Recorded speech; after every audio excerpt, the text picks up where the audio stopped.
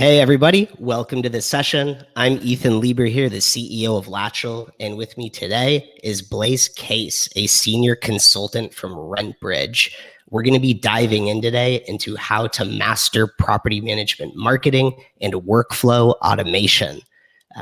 All of this in the effort of helping you manage more doors with less overhead and preventing costly mistakes from happening. Welcome to the show, Blaise. Hey man, thanks for having me on. I'm real excited. It's a pleasure. I'm excited to dig in here, and maybe we can start with quick high-level bio on RentBridge. So for anyone that doesn't know RentBridge, what's the elevator pitch? Yeah. So quick pitch, the elevator pitch as you call it. We provide workflow automation and inbound marketing automation for property managers. And our goal is to help a property manager grow without having to hire more staff. They can work with who they already have and hopefully relieve a lot of that stress that they have. I think it's a huge topic right now in the space. And part of the reason I love that you're on the show is Lateral does a lot of the same types of things. We have the same ethos in a sense, which is how do you reduce that overhead? How do you create efficiencies? And how do you enable what we call on our side scalability, right? Mm-hmm. How do you scale your company efficiently? And a lot of that comes down to workflow automations and things like that. Before we get too deep into how you do workflow automation and that inbound marketing automation, I want to get to know you a little bit better. Can you tell me your story? How did you end up at RentBridge? Well, it's funny. I mean, it's all weird how it all played out. But actually, before property management, I met my wife back at college at Angelo State. And we started dating after college. I was working in Austin for a contractor, and the company had gotten bought out, and I was going to lose my job by the end of the year, basically. So my father-in-law, Brian Birdie, so he would have been my girlfriend's father at the time, connected me with James Alderson, who runs property reports on site. And I went to work in San Antonio as an inspector doing periodic inspections for property management companies. And during this time, I was going through the Border Patrol hiring process. So it's kind of one of those, what am I doing just to keep money in my pocket deal? And a couple months of doing that, position opened up at Birdie Properties. Brian asked me to come in, and I started going to work for them as a leasing coordinator, again, on the precept of, this is a temporary thing. You know, you're trying to finish up this Border Patrol hiring process. And then January of 2014, I actually turned down what they call an enter on date letter, and turned down the Border Patrol and decided I was going to stick it out with property management. And it's crazy on the border. It's crazy with tenants and owners. So I got to deal with crazy all the time. At least I was in the AC. So I started my career as a leasing or as a property reports inspector into a leasing coordinator. And at that time, automation and anything kind of being automated was kind of not there. We were still hand typing applications. They would come in and we would key them in to run the background checks. And I just like, there has to be a better way. And that's kind of where I got into the bug of automation, as I found someone that could literally online run an application and give us all the information we needed within a matter of minutes. So I moved to the ranks. And you got into this workflow automation side while you were at Birdie Properties? Not so much the workflow, but more so how to automate your business, how to do more with less. The funny thing that people say in property management is throw bodies at the problem. At one point, we had well over 25 employees, and that's a lot of bodies for a property management company, and you still had problems. By the time I was at the end of my career at Birdie Properties, I was running the maintenance side of the business, and I had found a company that had just come out and was doing some maintenance automation, and I brought them on along with a phone call or a phone answering company that could answer our nights and weekends. You guys weren't around yet, unfortunately. At the time, I took multiple different companies and plugged them in, and we actually reduced the maintenance staff and cut them down to where it was just a few of us instead of a whole maintenance team, because we can now do a lot more with less. And then I had an opportunity to step out and go work for maybe one of your competitors for a little bit. And I'm not. I don't think I would consider them a competitor. I think I know are you talking about Homie? Yeah. Okay. Yeah. Well, yeah. Tell us about your experience at. Well, actually, before you jump into Homie, I do want to pick out something you said that I think is a key value point for anyone listening to this, which is I think there's a misconception oftentimes that when you feel pressured and crunched, you feel like that means you need more people. Yes. And that more people help solve the problem, which isn't always true. Oftentimes more people make it worse. Makes it worse. I was guilty of it. When I first took over as a director, I sat there, I got to hire more people. And where's the money going to come from? Like, how are we going to hire more people when we've got to go grow this many more doors? You got to bring this many doors on. So that's every property manager faces that at some point in time. They feel that they got to make a high level hire in order to alleviate a lot of the stress points that are happening within their business. And if you're listening to it, don't freak out. I mean, we've all done it. If you're growing your business, it's like a natural reaction. I need to hire an X to combat all this stuff. And truly, it's a lot of the work process. What's going on? Sometimes it's a kink in the chain. Sometimes it's a personnel problem, but a lot of the time it can just be automated. Is the best way of putting it. And I think to your point, like the process piece is sort of the opposite side of the coin of the automation piece. You need to have your processes down to automate. The automation is process based, and oftentimes we find that a lot with our clients when they come in. Their processes they don't even have them written down. It's like that blows my mind. They don't even have. If that guy got hit by a bus and you had to put someone in their seat, do they have a manual? Do they have something that can help them out? No. It has to get rebuilt from scratch. And that's scary because you're going to have someone quit on you. You're going to have someone that's going to be sick, take a vacation, and you need to have processes in place. And what Michael Park and Heather Park figured out is really creative and really an ingenious way of getting around your workflow. Michael and Heather are they the founders of RentBridge? Yes, they are. Yeah.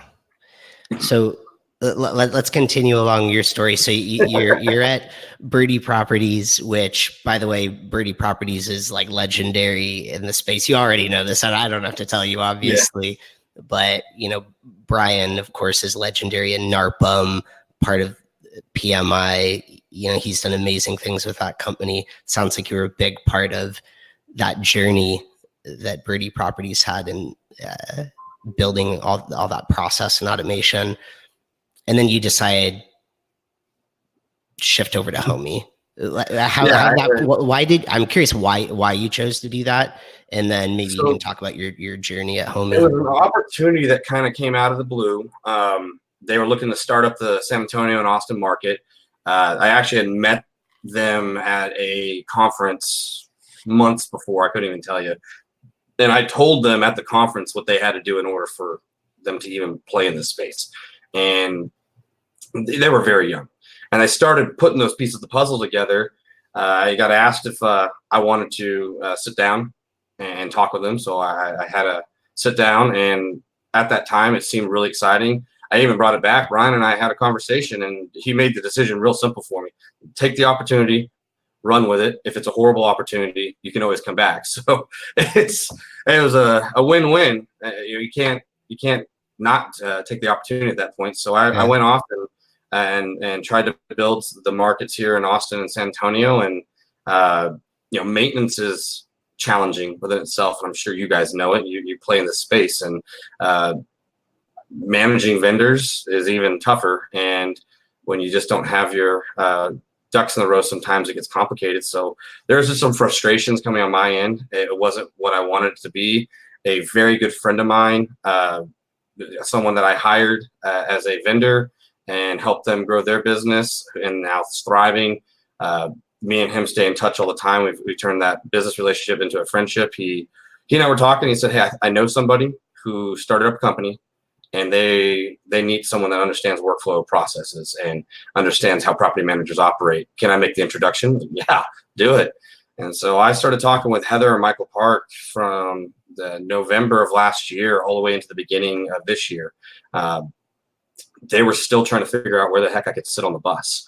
It was, and it's a joke in the office because I've been hired and fired like 5 or 6 times now in the past 7 months that I've been there, simply because we've grown and it's always, okay, Blaze needs to be over here. I think Blaze can help over here. So it's just been, where do you guys want me today? What do you want me to do?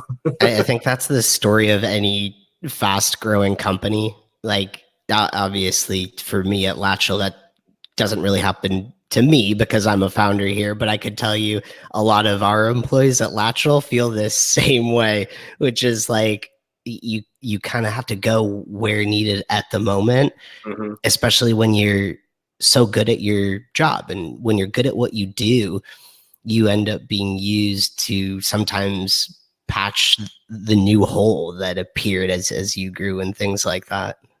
Yeah, I think I got fired and hired twice in one day. Like, no joke. I got fired in the morning, had a new job, and then by the afternoon in a team meeting, I got fired from that job and was put in another role. It's like, man, that's a record.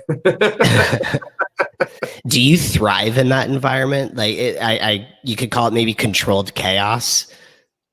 Yeah, yes and no. I mean, I like to know what I'm doing, but if you're going into a startup company or even just a small business, property manager, let's just for all the property managers there. If you're in this industry, you have to be able to adjust and switch gears very quickly, because one moment you got a tenant calling because their house is on fire, and then the next moment you got an owner coming in with their lawyer for some lawsuit. So, and then you have the happy email that rarely happens, So you have to be ready to adjust through it. So I think my time as a property manager helps me in this role and in a startup company that, when everything just stops, no one goes to complete panic mode. It's okay. Yeah, the hands go up in the air, but we start figuring out how do we solve this problem, and it's nice. That's the whole team. Everybody that's there are just amazing people, and no one just loses it and walks out the door when we have to shift gears. Everybody's a team player. When we're going left, and when we got to turn right, everybody turns right. So it's really fun. I enjoy working with everybody over there. That's awesome. So you went from Homey to RentBridge. And now how long have you talking to you? And now you're here talking with me. How long have you been at RentBridge?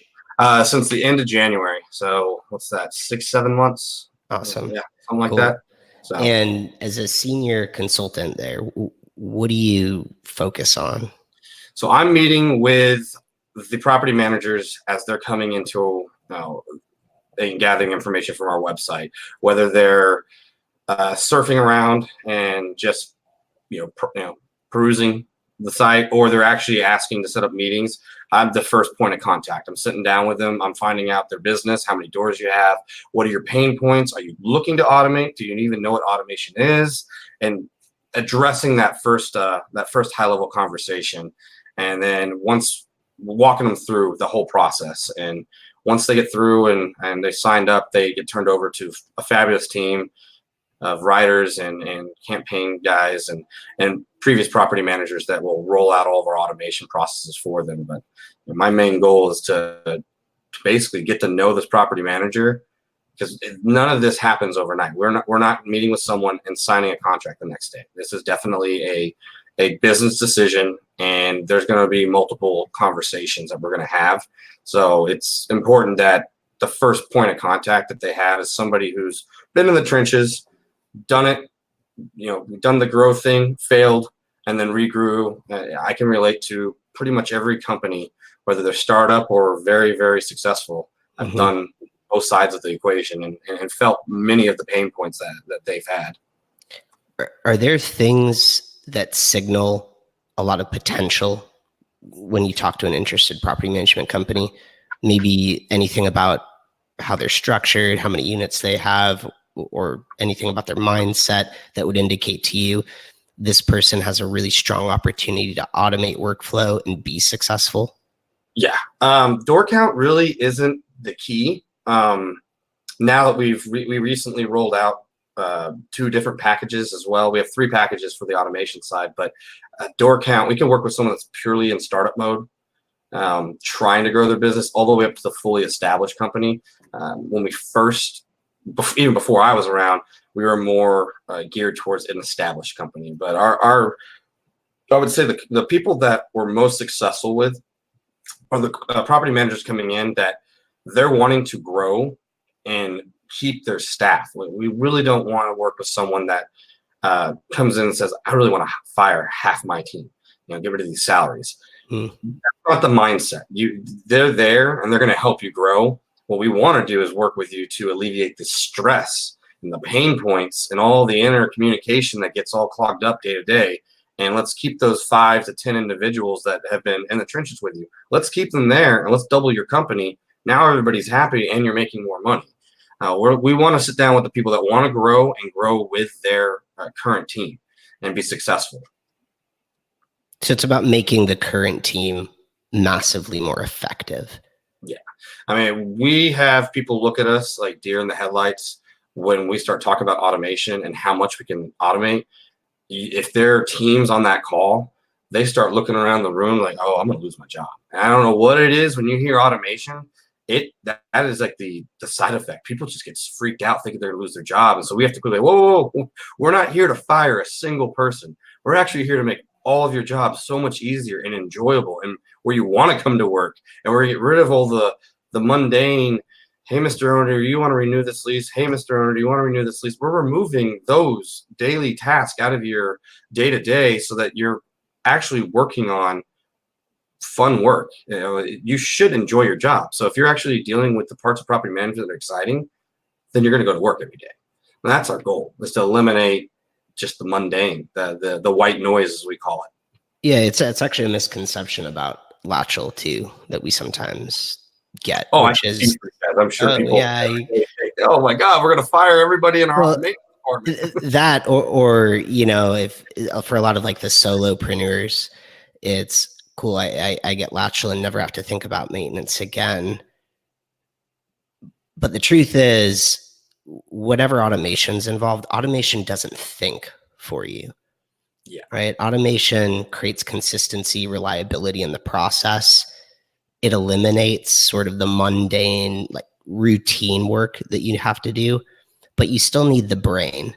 You're absolutely right. Right. It's, I think of automation like the robot, but it needs the human brain inside to really behave and work like a human and make the decisions that you need done.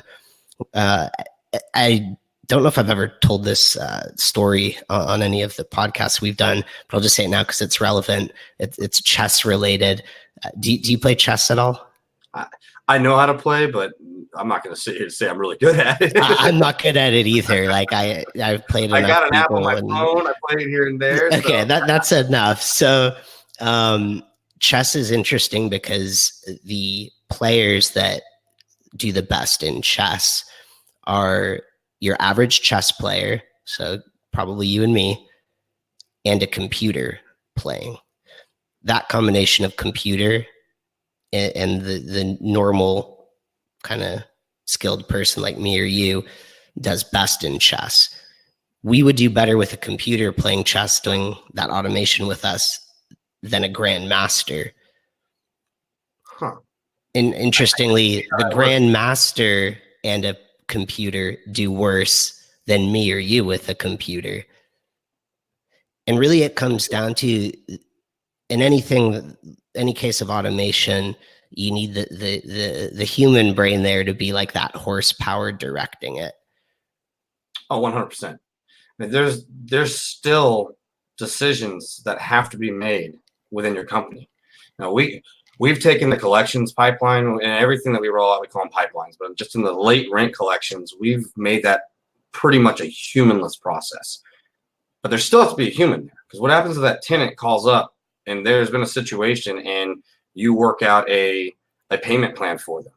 Well, the automation's just not going to understand a payment plan. You got to physically move that tenant out of the pipeline and put them over on hold position because you've worked something out. So you're always going to have human bodies. This is a customer service business. Property management 100% is customer related. You have tenants, you have owners, you have vendors, you have real estate agents. Every day you're speaking with people. We can automate a lot of that. you still have to have human interaction. You're still going to have to go out and meet and shake hands, and you're still going to have to make that decision. Like, do we evict this tenant, or do we work out a deal with this tenant? The computer is not going to do that for you. A computer may be able to give you a suggestion. You know, a lot of the people that are using ways to all the different companies out there to run their applications, it suggests if you should rent or not rent to this tenant.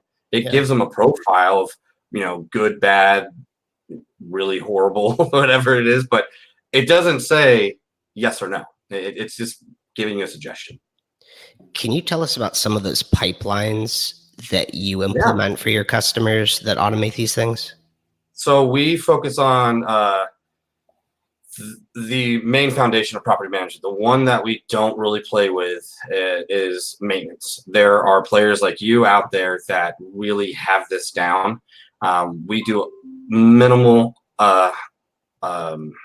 automation with the maintenance pipelines, just because you can contest to it. Handling vendors, handling tenants, making those schedules, that is a whole other beast. And you know, you look at the process of a maintenance request coming in, and then someone after touching it, and all the things that happens, like a spider web effect after that of what needs to happen with maintenance request. It's the same thing that happens with everything else in the business. Some people beat us to the punch. We're going to let them all play with it. We partner with you guys for a reason to offer, when we have someone wanting to go high level maintenance, we're going to push them kind of towards you, because it's just something we want to play in. But we really focus on, back to your question, I'm sorry, I got my rent there, but we focus on late rent collections, renewals, sales and onboarding, leasing, move in, move out, and lockbox. Oddly enough, that was a high level request. And where the heck are my lockboxes? So in those pipelines, and what we use HubSpot, and HubSpot was designed for marketing. And when Heather, and you back up, Michael and Heather started their own property management business, grew to a little over 1,000 doors, sold the property management business. Heather went and started RentBridge, and originally was going to be a marketing and consulting company, and she was using HubSpot. Michael joined her a little later on and saw the automations that HubSpot does for sales and marketing. And HubSpot actually laughed. They're like, there's no way you can automate property management. Well, he figured it out.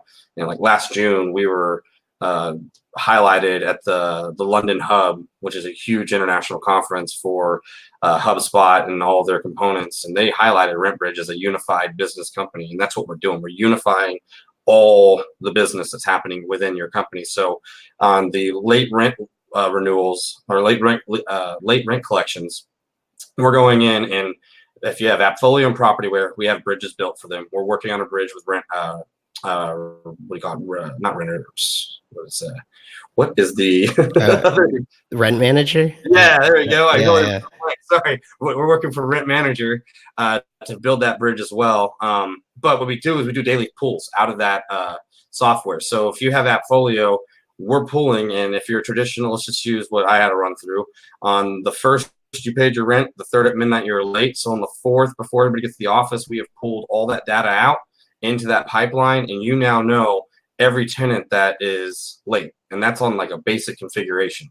But we go all the way up to our full automation to where when that data got pulled, every tenant got received an email, phone call, text that they are late, and you don't have to touch it. If now by the 6th, it's now time to send out a 3-day notice. When we pull that data back out again on the 6th, and it's pulled every day, but on the 6th it gets pulled, and it sees that all these properties still have a balance, they now get moved over automatically into send a 3-day notice. If you're living in a state where you don't have to send a certified letter, we can automate that too. Right when it moves over there, so we do this at 8 in the morning, everybody through Postalytics is going to receive a mailed 3-day notice or a 7-day notice, whatever your notice is. If you live in a state where you have to deliver it in person or send a certified letter, then we automate out a task to whoever's supposed to do that, telling them these are the 3-day notices or whatever, you know, your get the heck out notice need to be created and mailed or delivered. So in every one of our pipelines does that. On the base level, when a lease comes in, you'll know all your leases and you can move that lease to the deal. Or if you're automating it, we can get it all the way to the point to where as that lease is moving through, it automatically sends the lease out. It pulls the data, fills out the lease for you, so you don't have to actually fill the lease out. So if you moved 7 leases that were approved for move-in or approved for lease signing into that deal, all 7 of them would get a lease instantaneously, right out, filled out. So it eliminates having to sit down and write a lease every time. It eliminates having to sit down and make the phone call for every tenant that didn't pay their rent. It eliminates having to call every single owner and emailing every single owner that, hey, your lease renewal's up. Do you want to renew this tenant? Because that's a fun process. I want to talk about it. Well, are they good tenants? You know, it's a back and forth game. All right, now I got to prove it. Now I got to go call the tenant. Now I got to go ask the tenant if they want to renew the lease. We can eliminate that. Mr. Owner, you want to renew the lease? Yes, no. Schedule a time to talk. And we really, really focus on trying to keep you off the phone. So when your phone rings, you're actually answering. It's not just that, can I put a trampoline in my backyard? Can I add another pet? It's schedule a time to talk. And we even have some clients right now on like the lease renewal process. They only allow you to schedule times, and we build it into that email that goes out. If you're an owner and want to talk about the lease renewal, they're only doing it Tuesday, Thursdays. Monday, Wednesday, Friday, they don't talk about lease renewals. They have other things to do. So if the owner sounds kind of crazy. So you can easily take these 6 like core pipelines that are essential to any property management business. You build out all the automation layers using HubSpot. Mm-hmm. So I assume it's automating like messages getting sent, taking these responses, auto filling out information, reducing a lot of just like the human work to organize all this stuff. How do, as a property manager, if I buy into this system, how am I supposed to interact with it every day? Am I logging into HubSpot and HubSpot's telling me like, hey, this is all the stuff you actually need to do because the automation needs your help? How does that work? So we have an onboarding process, and that first 30, 45 days, we are getting you and your team to live in HubSpot. And that time we are actually getting you guys to start using tickets. And tickets are going to replace emails. We have a client that they actually started doing write-ups if you shot an email out for something to get done, because they saw the value of, if you create a ticket and you assign it to someone. So if I create a ticket and assign it to you, Evan, you now have a task. It's there. It's on your dashboard, and you know what you have to do. And we can even take it to the next step of, if it doesn't get done in a certain amount of time, it gets elevated to where the manager now gets notified it hasn't been done. And and it's not to get someone in trouble. Maybe that person's so bogged down, we need to look at where we can eliminate some of that, stress that's coming on them. And that's what we've really done for a lot of our companies, is by using tickets and deals and tasks, we've been able to come in there and find out we are overloading Evan every single day. Like, Evan is never going to get out of this hole. We need to break this up. And then you realize that the process might need to be tweaked and changed. And all of a sudden the ball just starts rolling.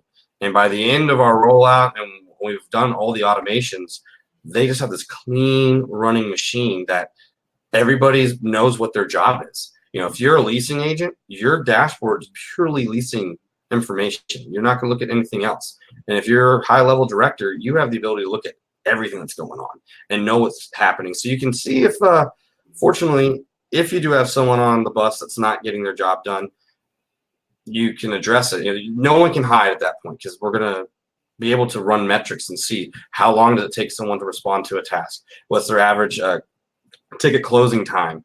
These are all things that help you grow your business that you should know. Do we need to hire someone?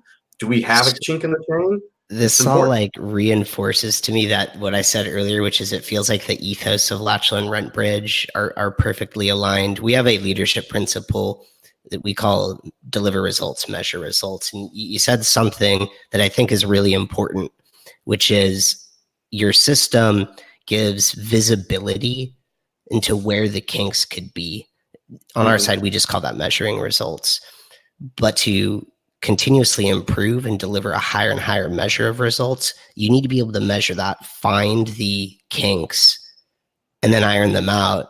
And like you said, if you're overloading Evan, we'll figure out why is Evan being overloaded. It could be something downstream upstream, right? Like what point in the process is actually creating all this work that eventually goes to Evan?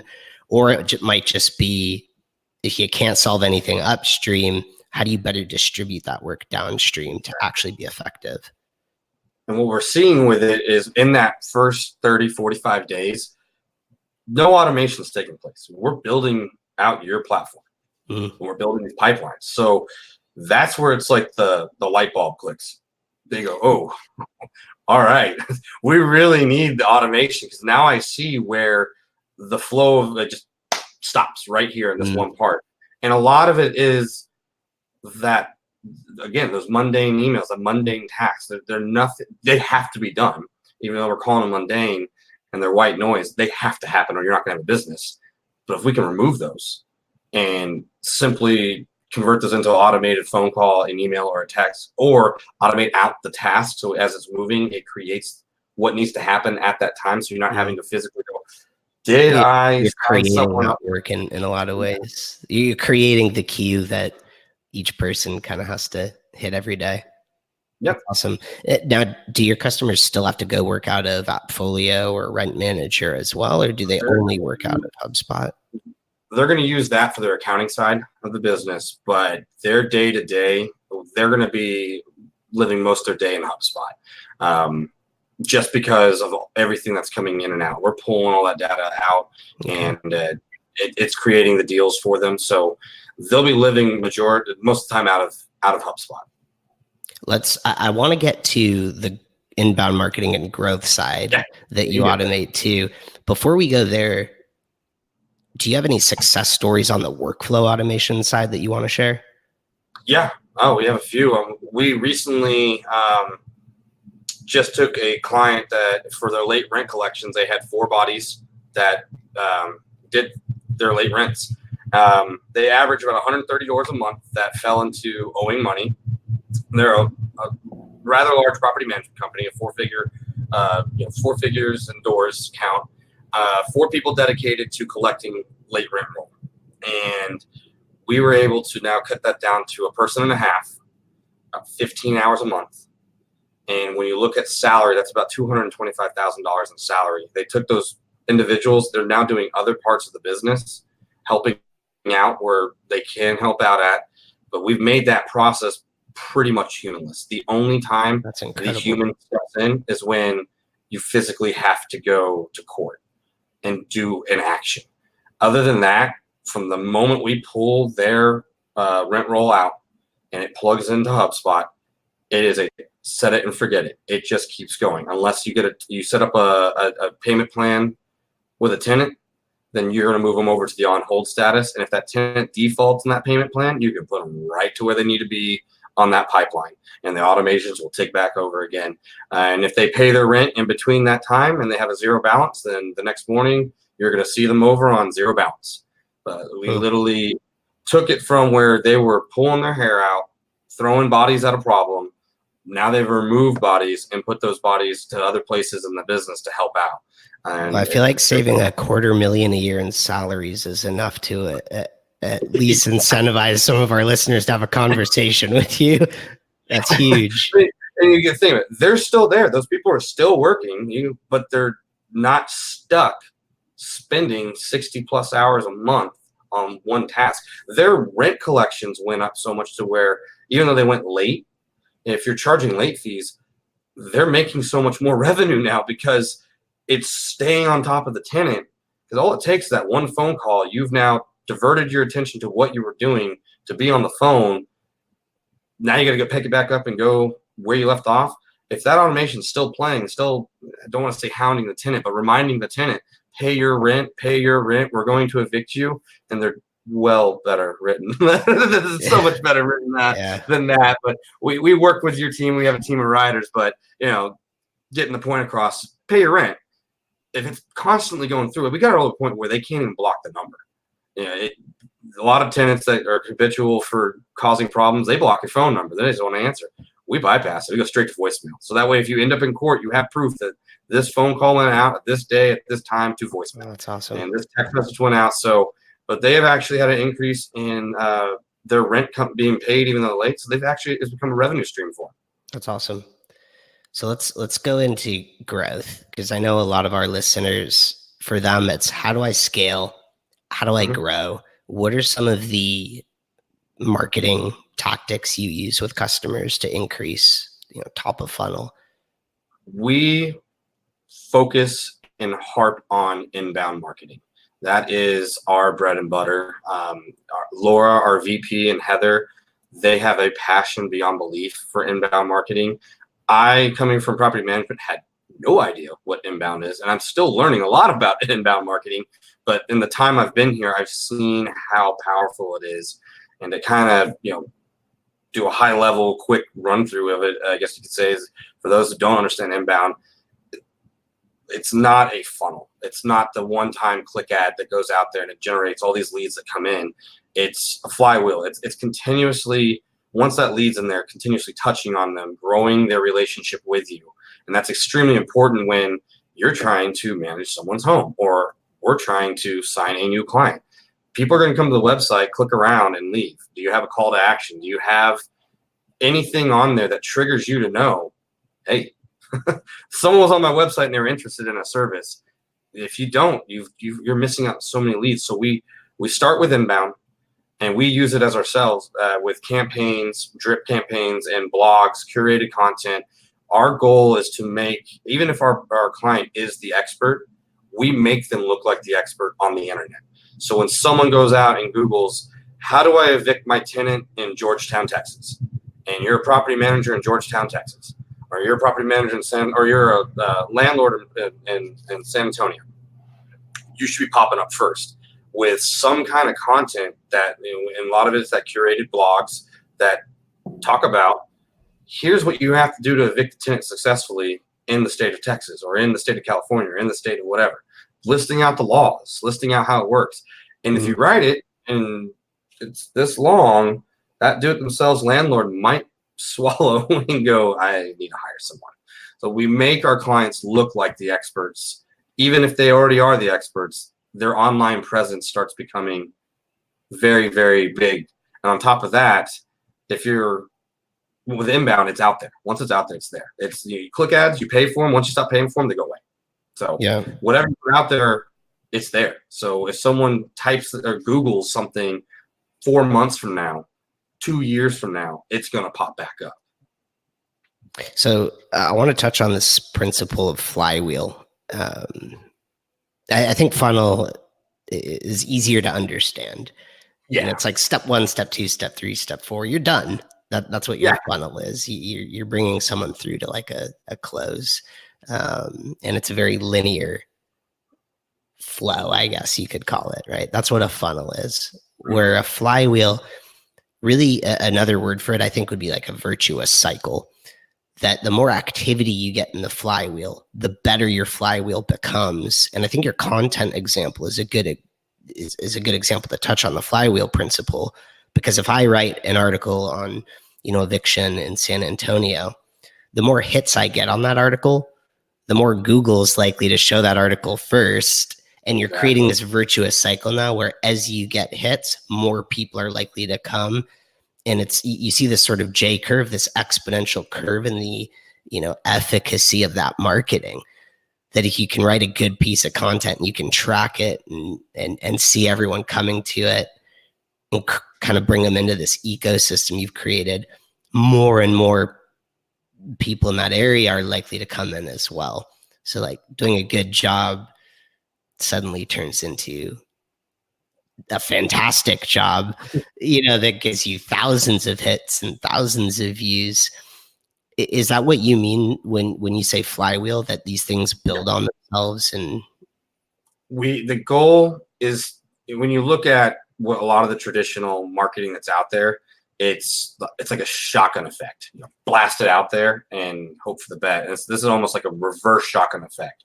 We're wanting all those leads to come in based off of what they're Googling and putting a lot of that information out there on the internet for them to find. And we play the Google game. I mean, you have to have a certain amount of words. You have to do certain things. You have to have certain links. And in order for Google to put you at the top of that page, you got to put time into that. It is not something that you can do taking your cell phone and, hey guys, I'm walking down the street today. That's not going to get you to the top of Google. It's not going to happen. You could do 1 million of them. You're just not going to get there. Do you build these flywheels for your customer? Or do you work with them and have them build like the content and all that? We have campaigns that are already kind of put together that let's back up. We work with the customer 100% what they want. We have a client out of Florida that they wanted a campaign on their evictions protection. Okay, well, we're going to write about your evictions protection, and we did a full-blown campaign and got that out on the internet. So we will work with anyone on anything they want to do. But as like for a startup company that might not really know where they need to touch, we have like the starting points of a campaign that maybe you should focus on and what you should, roll out. We have a team of writers that are fantastic that will sit down and whatever we write for you. So if we're writing something for Latchel, another Latchel pops up down the road in another city, we would never write the same thing. It might be the same topic, but we won't just copy and paste it over. That's one thing we stick to. We will find a way to continue to do that for our clients. It will always be custom content. So if we write about pet screening for a client over in Michigan, and then a client down in Florida wants to do an article about pet screening, it's going to be the same topic, but we're going to gear it, one, towards your company, really focus it on your company, and two, it's going to be rewritten in the way that doesn't match up with the one before. Is content the main focus of the inbound marketing, or are there other pipelines or like flywheels that you create? Once they come in, the nurturing process. We're an automation company, so we automate the bejesus out of our marketing, and we do it for our clients too. Once they're in, I can't stay up 24 hours and hit every lead. We have people that come to our website at 2 a.m. I'm asleep. I got a 1-year-old and that kid's waking up. Like, I'm not staying up all night long to grab leads. So when they come in, if they click on something, if they go through and they want to know more about our marketing or know more about our automation, they click on it. We're already firing off response emails with call to actions like, hey, schedule a meeting with Blaze. And then they get built in. When I wake up, I have new leads, and it tells me what Evan did or what so-and-so did, where they were at, when they came in, what they clicked on. And now I know, okay, so this person was on my website. They were interested in automating the business, or they were interested in the marketing side of the business. Mm-hmm. They clicked on this article. They looked at this blog. So now when I reach out to them, it's a personal approach now. And you're building all of this inside HubSpot. It's 100% in there. It's kind of Big Brotherish to sit there and say, I can literally look at everything you clicked on my website, when you did it, how long you were there, what you downloaded. But for a property manager, if you have an owner, a potential owner, an investor that comes in, and they come and they click on your sample property management agreement, they click on your pet screening, they click on a few things. When you go to call them, you can use that as your startup talking points. It's not just hey, Evan, so I saw that you filled out, contact me. How you doing? No, you already have a list of what they're interested in. They came to your website, they're interested in something. Talk to them about that. Get this conversation going. So I'll say two things to reinforce what you just said. The first is Latchel is actually in the process of switching to HubSpot on their like platform you're talking about. We're still in like exploration and transition phases of it, but it's really awesome what they can do. And we've been using this mishmash of tools like MailChimp, SMS Magic, Woodpecker, Pipe Drive, all kinds of like crazy things that we're trying to like slam together. And HubSpot is beautiful in that it just unifies all of that and makes all of that really simple. I actually don't think it's Big Brother E. The reason for that is I'm my home office here is in the shadow of Facebook. Literally, if I look out my window, I see the Facebook campus here in Menlo Park. And when I look out my window here, I'm like, that's the real Big Brother right there. Yeah, I agree. Yeah. But point of this is it's important to really understand who it is that's reaching out to you. And it's what I love about what you're talking about is it's taking that, it's personalizing it. So the message to them is authentic. It's genuine. It doesn't feel like just some like, oh, this is my sales process. It really means something to them because they've now told you what they're talking to you about, what they want to know. What we're doing too is once you get that personalized once you know they came through, sometimes you can't get them on the phone. We're building out sequences and workflow automation to where, for me, on my day-to-day, if someone came to my website and they played around, I put them in a sequence, and then it reminds me of when I need to go follow up and call them, when I need to send a follow-up email. And we build the content out custom to that person. So if I roll them in because they came from the automation side, I have an automation way of like what I should be reaching out to them for. And that way you're not sending them the plain Jane marketing email. That's a template that you copy and paste over every time, and you just put in, "Hi, John." And then it's everything. It just is quick. Hey, send video email number 3 to Evan. And email number 3 means I need to get a little bit more aggressive on what our property management automation system does. And it's a video. Like I literally put a Vidyard video in there instead of a traditional email. So now it's more, it's a personalized approach to get a hold of someone. But we're bringing that to our clients. Our clients are getting that as well. They're not, we're teaching them not to use the basic out of the box techniques. You have to kind of get crazy with it sometimes. I have a whiteboard that I hold up and write people's names on it and hold it up for the beginning of the video. It works, and that's what we're going to teach our clients in the marketing side with, this is what you need to do. So we have one of our customers who was on the podcast a couple months ago. His name's Peter McKenzie from Rincon Property Management. He uses, I think it's called Bom Bom. Bom Bom, yep. And it's hilarious because even when he's just sending me an email, half the time it won't be text; it'll be a Bom Bom.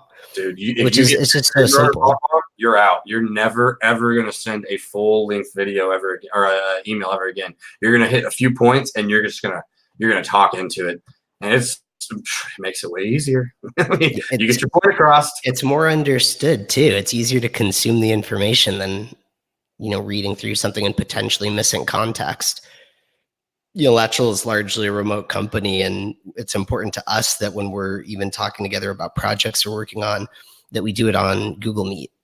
Because if I can see your, even if it's a little fuzzy from bad internet, if I can see your face and see your facial expressions, see you say something with a smile on your face, well, I'm going to interpret that far different than, with a stern look. I look at it, I can't tell you how many times I had to send a owner an email where, you have the owner, and everybody at property management can relate to this. They don't want to pay for the repair. And you write the email, and I used to have to bring different staff members in because I'm dry on emails. It's just it's bad. So I would read this real quick and tell me if this comes off as really bad. And that's me being clean. I wish we used it because it would have been so much nicer to send them a video of, "Hey, owner, I understand that you don't have the money right now. These are the options that you have, but this is a repair that you have to make. Like, you have to do this." So, yeah, if you're not using video emails, you need to look into it. It's awesome. I just made a note for myself that I think our core operations team should start using Bom Bom instead of full-length emails when we need help from our customers. So I would look at Vidyard. I'm not trying. I don't get paid for saying Vidyard, but just what Vidyard can do, I would look at Vidyard. Could you Vidyard, like Vidyard? Mm-hmm. This is Vidyard.com. I can tell you right now. If I Google it. I mean, you type it in Google, you're going to find it. It has a little green ladybug. Okay. Vidyard green ladybug. There you go, folks. Look for the green ladybug. It integrates into Google. It's on the top of my screen. I literally, if I can be in the middle of doing something and I can click on it and it will fire up the camera, and I click record, and then I can share the screen. Awesome. And so that's another thing that's fun with it too. You could be like, "Hey, so in your portal, you go over here. This is where you need to click. All right, now let me know if you have any questions." Save you from having to I want to back us up before we go into this whole of Vidyard and improving customer support and all that. As fantastic as it is, I just want to touch on one last thing on the growth side. Yeah. If you have any numbers or averages, or even if it's one or two success stories of the types of leads you've created for your customers and what that's done to their business. I'd love to hear about that. If you can give us an idea of like the volume or the expectation someone should have. So now, oddly enough, we are running case studies right now. We are at the point in our growth cycle where we have clients that are fulfilling their full start to finish, and we're sitting down with these clients to run case studies. We have clients who have grown. Tell you the exact numbers, I don't have that. But we are going to have those, and they're going to be blown up through our blogs pretty quickly. We have one in South Carolina that we want to sit down and really touch on them, because they went from, in the middle of their rollout, he had staff quit. Just they were being discovered, basically. The best way of putting it. Things just weren't working out. So he had staff quit. He had to rehire. He still kept growing in that. Had staff quit, hired new people. And because we had certain pipelines already built out and had workflows going, these new people were trained very quickly. It was right there in front of them. And so they're almost done with full configuration. And I believe they're going to roll over into the marketing side of things and use us as a marketing tool. That's awesome. I want to touch on that because it's a value point that you didn't say earlier, but I think actually for a lot of our customers, it's going to matter a lot. And that's that getting HubSpot implemented with these pipelines, with the automations that you create, actually make training easier. Yeah. So think about this. If you sit down and you're the business development manager, and you have all your leads in front of you, and they're in the pipeline in whatever phase they're at, all the way up to waiting on owner to sign the PMA, and you're hiring someone new.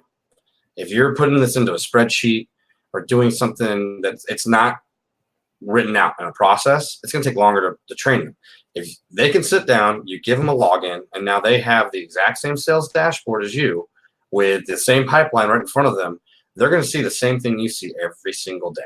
And those little mundane tasks, with this deal moves from ready to sign, and it moves over, and they don't have to go, okay, how do I write up the PMA? How do I do this every single time? It creates a automatic task of remind the owner that the deal's gone out, or whatever the case may be.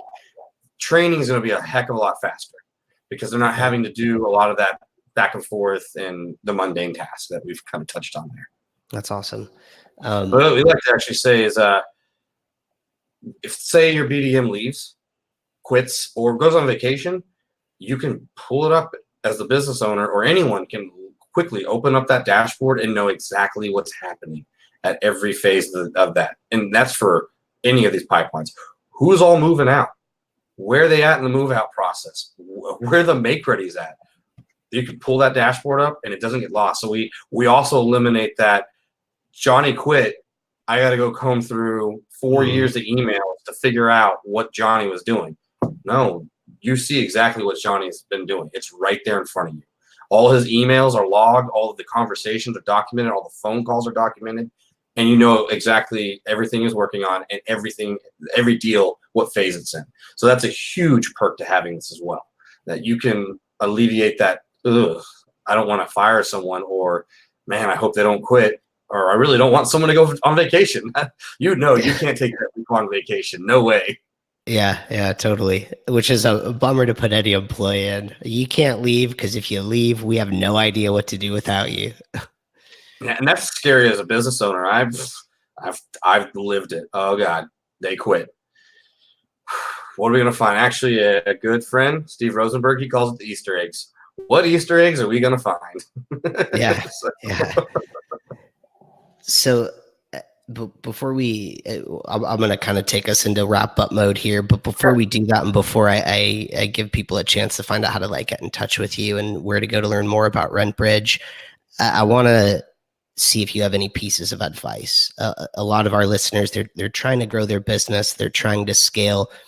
They hit hurdles at either on the marketing side, or they hit hurdles on the operations side, feeling like they can't grow because the operation is too cumbersome. What pieces of advice would you give to a property manager looking to scale their company? Don't be afraid of technology. I don't know what it is, but technology scares property managers.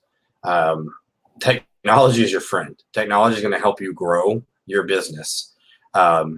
You're not going to be able to grow your business and make money if you have to continuously make hires. Because every time you make a hire, all those doors you just brought on ate up all that revenue. So you're going to have to sit down and find a way to automate or get a lot of this off your plate. There's a lot of third-party vendors that do things for you that can save you so much time. There's people that can run your applications. There's people that can screen your pets. There's people that can help you with your maintenance. So you can't be afraid of technology, and you can't be afraid of seeing what you can do to automate. And heck, all those third-party vendors that are out there, we found a way to unify all of that as one big play. So if you have Lateral, Filter Easy, and Citizens Home Solutions, pet screening, we automate all of that at one time. So yeah, you need to look at unifying your business, and really just don't be afraid of technology. I don't know what it is, man. I'm sure you guys see it all the time, but it's they see something like, oh no, can't do that. So. Yeah, I think sometimes change can feel risky, but I think it's important as a business owner to look at risk not as, am I taking a chance? The more important thing is to say, if I take this chance and it doesn't work, is that game over for me? And if it's not game over for you, it's pretty low risk. Yeah. If you can take that chance to start implementing automation, watch it, measure it, see how it works, there's almost no risk in that other than the time it takes. But that time investment could mean more profitability if you automate the right things. You're growing your business. I promise you, you're going to make some failures. Like, you're just going to hit some brick walls.